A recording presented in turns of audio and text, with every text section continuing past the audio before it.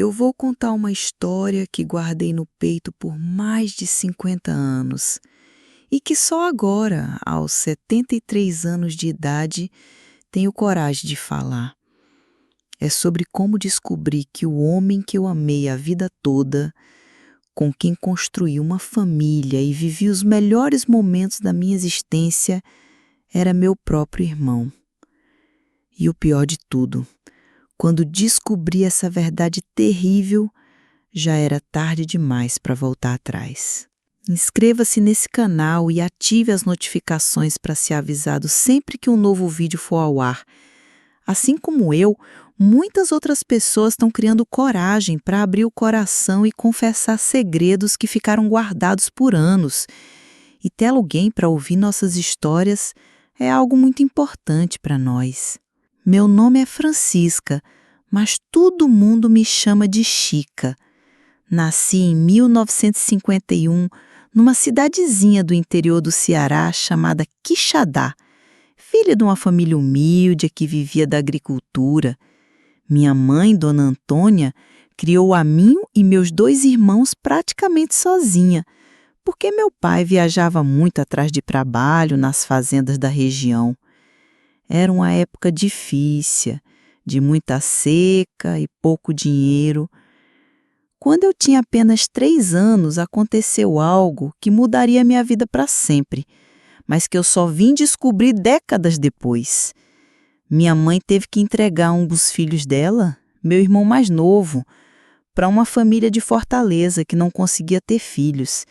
Era uma época em que isso acontecia muito no interior. Famílias pobres entregavam os filhos para quem tinha melhores condições. Minha mãe nunca falou sobre isso.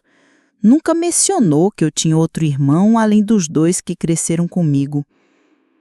Cresci achando que éramos só 3 filhos. Eu, João e Antônio.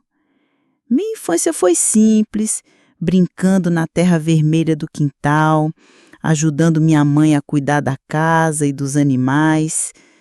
Quando completei 18 anos, vim para Fortaleza, em busca de uma vida melhor.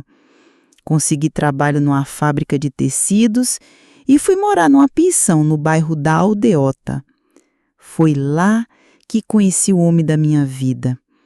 Seu nome era Severino, mas todo mundo chamava ele de Seive. Era um rapaz bonito, trabalhador, 2 anos mais velho que eu. Ele também tinha sido criado por uma família adotiva em Fortaleza, que os pais verdadeiros tinham morrido quando ele era muito pequeno. Disse que não lembrava quase nada da sua infância no interior, só vagamente de uma casa pequena e de uma mulher que cantava para ele dormir.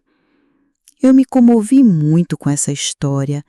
Achei que éramos parecidos por termos vindo do interior e por sabermos o que era a vida difícil. Nos apaixonamos perdidamente.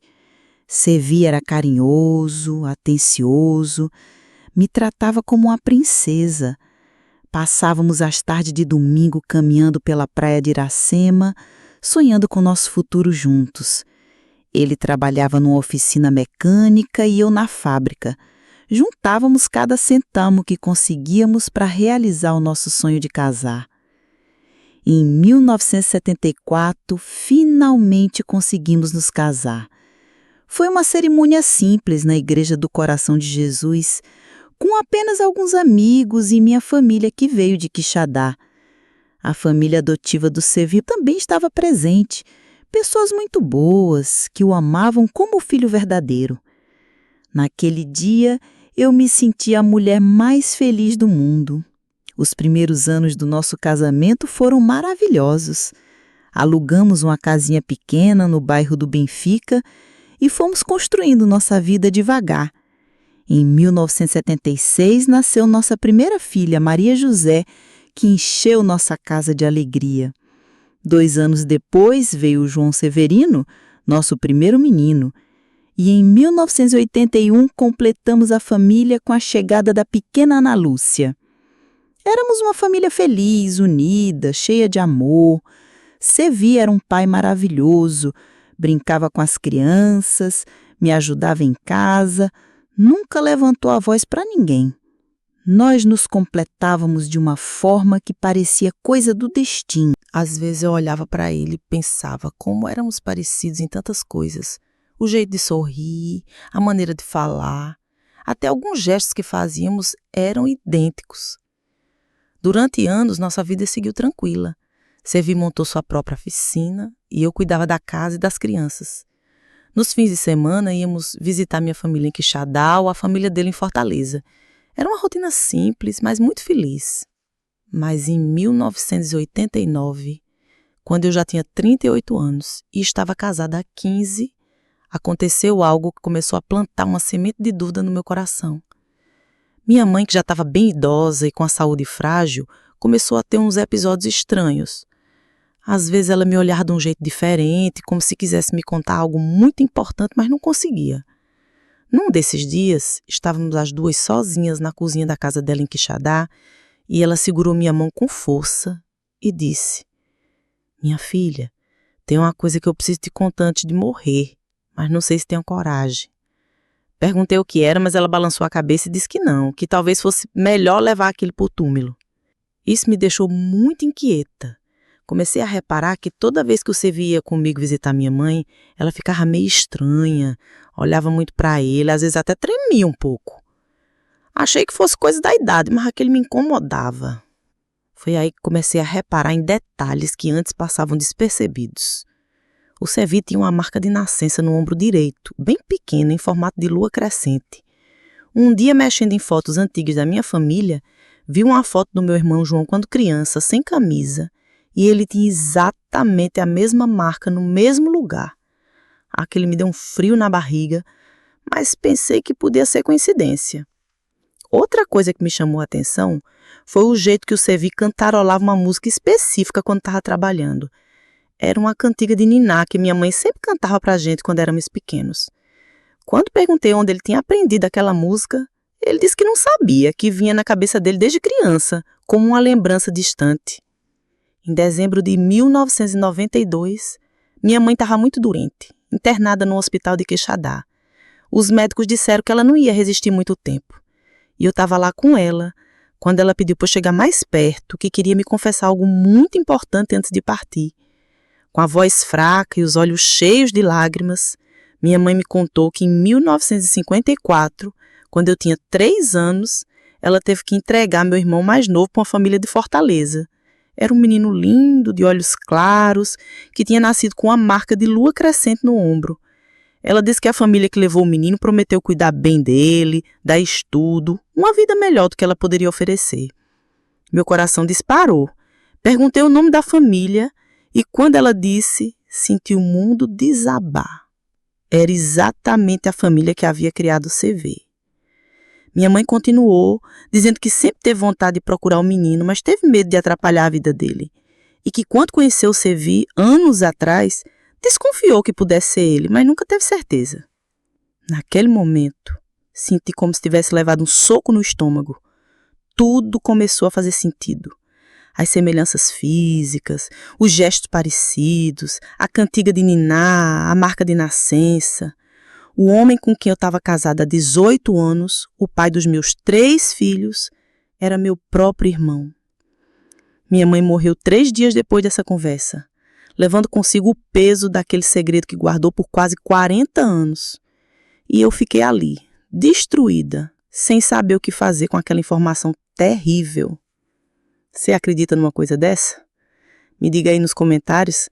No seu lugar, o que você teria feito? Como contar para o homem que você ama que ele é seu irmão? Como explicar para as crianças que os pais delas são irmãos? Era uma situação que parecia sem solução. Voltei para Fortaleza carregando aquele fardo terrível. Olhava para o Sevi e não conseguia mais agir natural. Cada carinho dele, cada beijo, cada abraço me causava uma angústia imensa. Ao mesmo tempo, eu o amava profundamente e não conseguia imaginar minha vida sem ele. Decidi que precisava ter certeza antes de tomar qualquer decisão. Comecei a investigar discretamente a história da família adotiva do Sevi.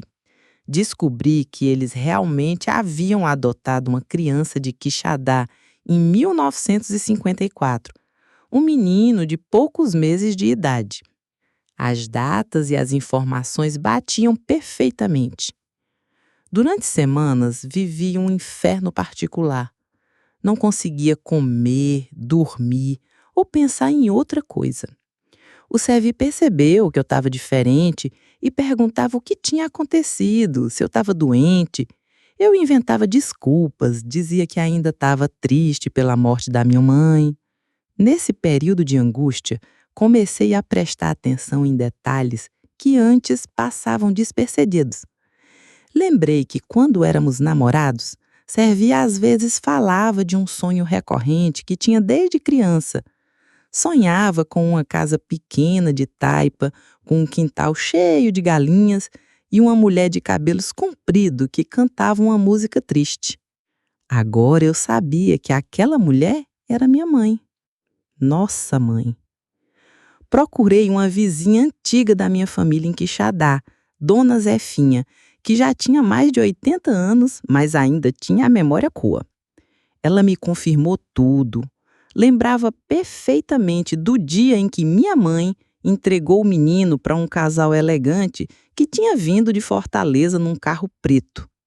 Dona Zefinha também me contou um detalhe que me gelou o sangue. Na hora da despedida, o menino, que já tinha quase 1 ano, esticou os bracinhos para o lado da minha mãe e falou a primeira palavrinha dele: mãe. Minha mãe desmaiou ali mesmo. E Dona Zefinha teve que cuidar dela por dias. O tempo foi passando e eu me tornei uma pessoa amargurada, distante. Não conseguia mais demonstrar carinho pelo meu marido da mesma forma. Ele tentava me alegrar, me levava para passear, comprava pequenos presentes, mas nada funcionava. Eu estava vivendo uma mentira terrível e não sabia como sair daquela situação. Comecei a ter pesadelos constantes. Sonhava que nossa família se desintegrava, que nossos filhos nos rejeitavam, que Servi me abandonava quando soubesse a verdade. Acordava no meio da madrugada, suando frio, com o coração disparado. Servi tentava me acalmar, me abraçava, perguntava sobre o pesadelo, mas eu não conseguia contar. Durante o dia, observava nossos filhos brincando e me questionava sobre tudo. Maria José tinha os olhos claros do pai e da minha família. João Severino tinha jeito igualzinho ao do Servi quando era criança. Eu via pelas fotos que a família adotiva tinha guardado. Ana Lúcia cantava baixinho enquanto brincava, exatamente como minha mãe fazia quando eu era pequena. Será que as semelhanças entre nós não eram só coincidência ou química? Será que o amor que a gente sentia um pelo outro tinha uma explicação genética? Essas perguntas me consumiam por dentro. Me faziam questionar tudo que eu acreditava sobre destino, amor e família. Os anos se arrastaram dessa forma. Eu cumpria meus deveres de esposa e mãe, mas por dentro eu estava morta. Assistia meus filhos crescendo, sabendo que eles eram fruto de uma relação que, segundo a natureza e a sociedade, nunca deveria ter existido. Será que eles teriam problemas de saúde por serem filhos de irmãos? Essa dúvida me atormentava dia e noite. Comecei a pesquisar escondida sobre consanguinidade, sobre os riscos genéticos. Li tudo que consegui encontrar na biblioteca pública. Perguntei discretamente para uma enfermeira conhecida sobre problemas hereditários. Cada informação que eu obtinha aumentava minha angústia. E se os nossos filhos desenvolvessem alguma doença? E se os futuros netos tivessem complicações? Em 1994, nossa filha Maria José, que já tinha 18 anos, começou a namorar um rapaz da vizinhança. Quando ela me contou que estava apaixonada, que queria se casar, senti um aperto no peito. Como orientar minha filha sobre amor e relacionamentos quando eu mesma estava vivendo uma situação tão complicada? Nessa mesma época, João Severino, que tinha 16 anos, começou a fazer perguntas sobre nossa família. Ele queria entender por que não tínhamos parente do lado do pai. Por que Seve nunca falava sobre seus pais verdadeiros? Era um menino esperto, observador, e eu percebia que ele desconfiava de alguma coisa. O peso do segredo estava me matando aos poucos. Emagreci muito, desenvolvi uma gastrite nervosa, comecei a ter ataques de ansiedade. Seve ficava preocupado comigo, queria me levar no médico, mas eu sempre recusava. Como explicar que minha doença não tinha cura médica? Em 1996, aconteceu algo que quase me fez revelar tudo. Ana Lúcia, nossa filha mais nova, que então tinha 15 anos, começou a ter crises de epilepsia. Os médicos não conseguiam explicar a origem da doença. E quando perguntaram sobre histórico familiar, eu e Seve não soubemos o que responder. Durante semanas ela ficou internada fazendo exames. Eu passava os dias e as noites no hospital, olhando para minha filha inconsciente e ligada aos aparelhos, me perguntando se aquilo era consequência do nosso amor proibido. Será que Deus estava nos castigando? Será que nossos filhos iam pagar pelo nosso pecado? Naquelas madrugadas intermináveis no hospital, muitas vezes pensei em contar tudo para o Seve. Queria dividir aquela dor com alguém. Queria que ele me ajudasse a carregar aquele peso. Mas toda vez que abria a boca, imaginava o olhar de desprezo dele. Imaginava a nossa família se desintegrando e me calava. Graças a Deus, depois de 3 meses de tratamento, Ana Lúcia se recuperou completamente. Os médicos disseram que tinha sido um caso isolado, que às vezes acontece na adolescência e nunca mais se repete. Mas aquele susto me fez perceber que eu não podia continuar escondendo aquele segredo para sempre. Foi também nesse período que comecei a reparar em pequenas coisas que me traziam uma dor lancinante. Às vezes Seve cantarolava baixinho enquanto consertava alguma coisa na casa e a melodia era exatamente a mesma que minha mãe cantava quando eu era criança. Quando perguntava onde tinha aprendido, ele dizia que não sabia, que vinha naturalmente. Outras vezes ele falava palavras ou expressões típicas da minha região, do jeitinho que meu pai falava. Quando questionava, ele ficava pensativo e dizia que devia ter aprendido com alguém na infância, mas não lembrava quem. O mais doloroso de tudo era perceber como nossos filhos eram uma mistura perfeita de nós dois. Maria José tinha meu temperamento calmo e os olhos claros do pai. João Severino tinha a habilidade manual do Seve e minha teimosia. Ana Lúcia cantava como eu e tinha o sorriso idêntico ao do pai. Era como se a natureza tivesse feito questão de mostrar que éramos realmente da mesma família. Em 1997, nossa situação financeira melhorou bastante. A oficina do Seve estava prosperando e eu tinha conseguido um emprego melhor numa loja do centro. Decidimos fazer uma viagem em família para o Ceará, para eu mostrar aos filhos as terras onde nasci. Durante a viagem, paramos em Juazeiro do Norte, terra natal do Seve. Ele queria visitar alguns lugares que lembrava vagamente da infância. Fomos até a casa onde morou com a família adotiva nos primeiros anos, antes de se mudarem para Fortaleza. Uma vizinha antiga ainda morava na mesma rua. Quando viu Seve, quase desmaiou.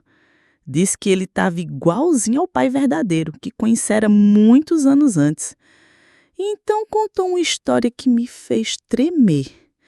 O pai verdadeiro do Seve tinha passado por Juazeiro do Norte procurando por um filho que a mulher havia entregue para adoção em Fortaleza.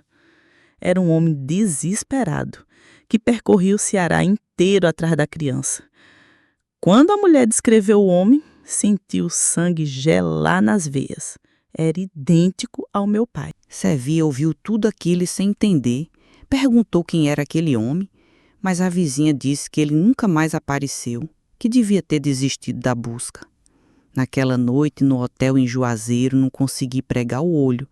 Estava ali, ao lado do homem que amava, sabendo que ele era meu irmão, sabendo que meu pai havia passado anos procurando por ele.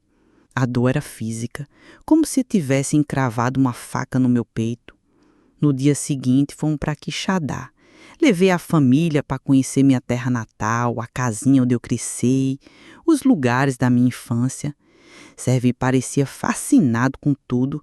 Dizia que sentia uma conexão estranha com aquele lugar, como se já tivesse estado ali antes.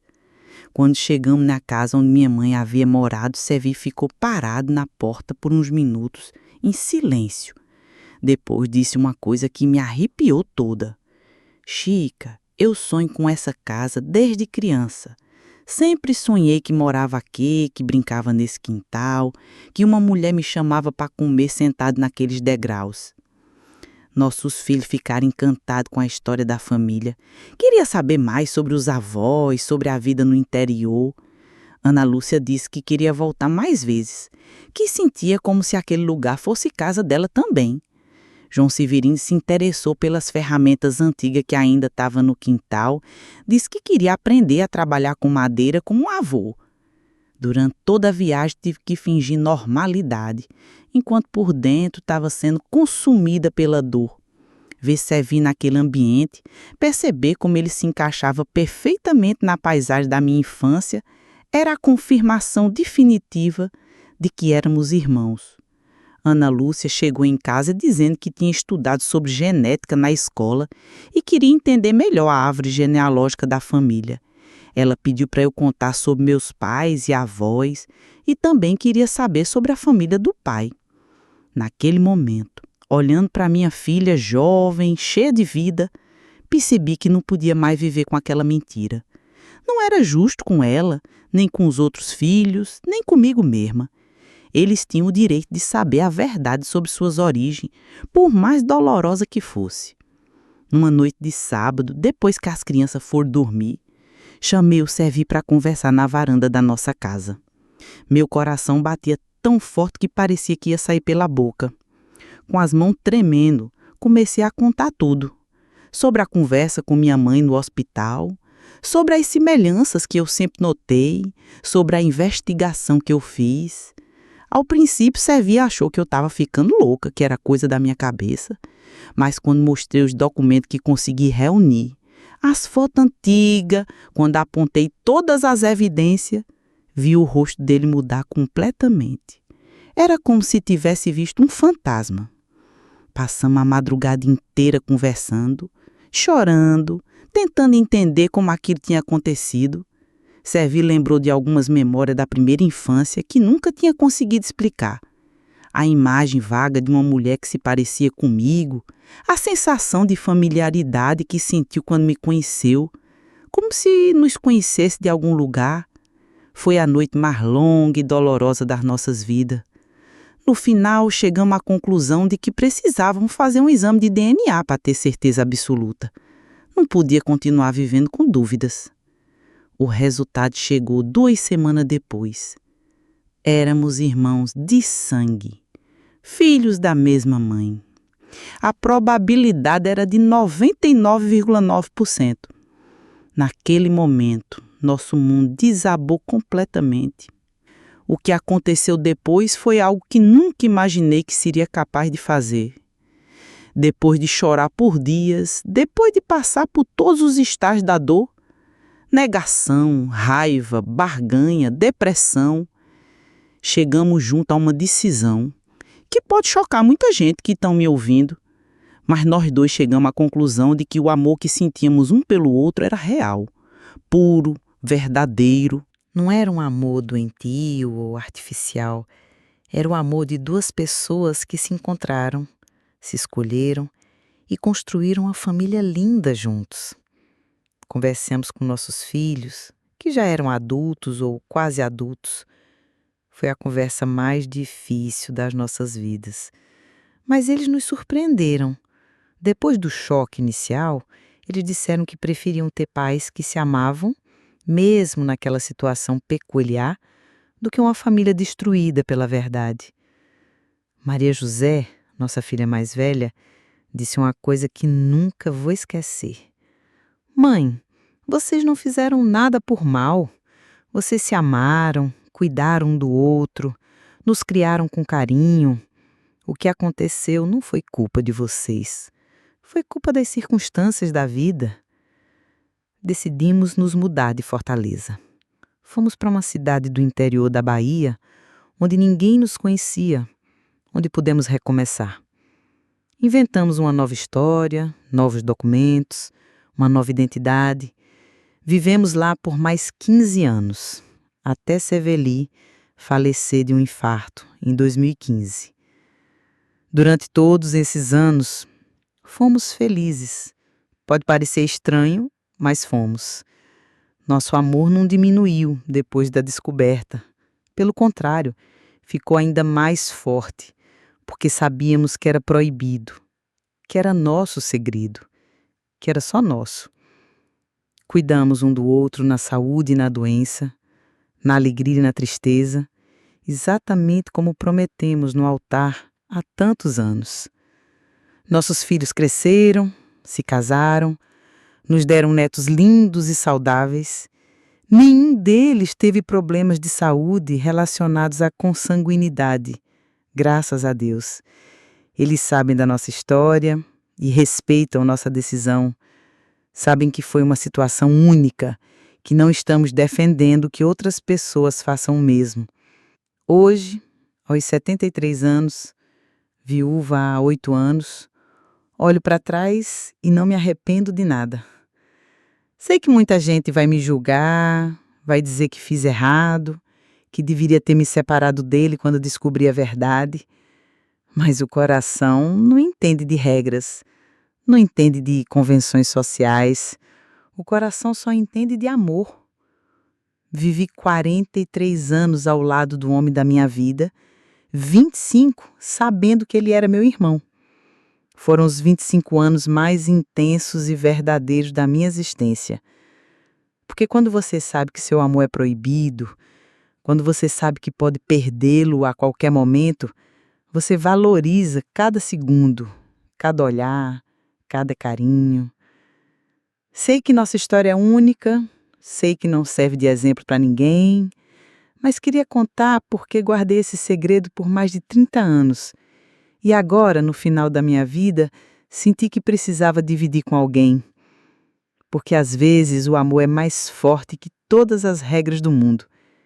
E às vezes a vida nos coloca em situações que não têm resposta certa ou errada. Meu Seveli se foi, mas o amor que sentimos um pelo outro continua vivo dentro de mim. E quando chegar a minha hora de partir, vou encontrar com ele do outro lado, onde não existem julgamentos, onde só existe amor verdadeiro. Obrigada por assistir a essa história. Aqui no canal, a gente conta histórias reais, histórias de gente de verdade que viveu momentos intensos. São segredos que ficaram guardados por uma vida inteira. Se você tem uma história assim, ou conhece alguém que carrega algo no peito e precisa colocar para fora, escreve pra gente. O e-mail está na descrição do vídeo. Vai ser um prazer contar a sua história com todo carinho e respeito. E se essa história mexeu com você de alguma forma, inscreva-se no canal, deixe o like e compartilhe com alguém.